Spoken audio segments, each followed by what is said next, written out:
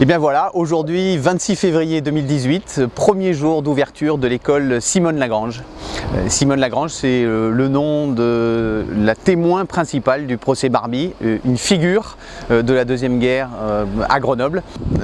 Il y aura là, dans cette première école de cette nouvelle génération d'écoles à Grenoble, 14 classes, 9 en élémentaire, 5 en maternelle, un potager, un toit végétalisé.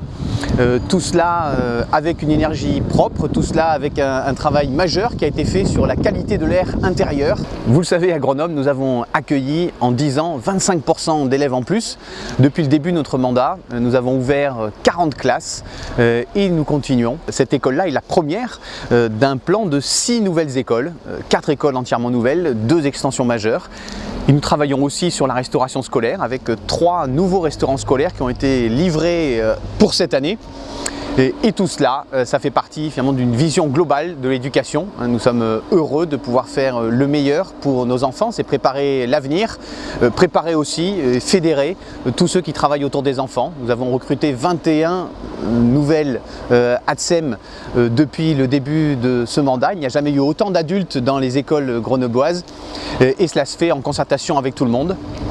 Je viens d'écrire aux 26 000 parents d'élèves pour leur proposer de la concertation là pendant 2 mois autour du temps scolaire et du périscolaire, puis en mai-juin autour de la cour d'école et comment vivre dans la cour d'école. À l'automne, ça sera autour de l'alimentation.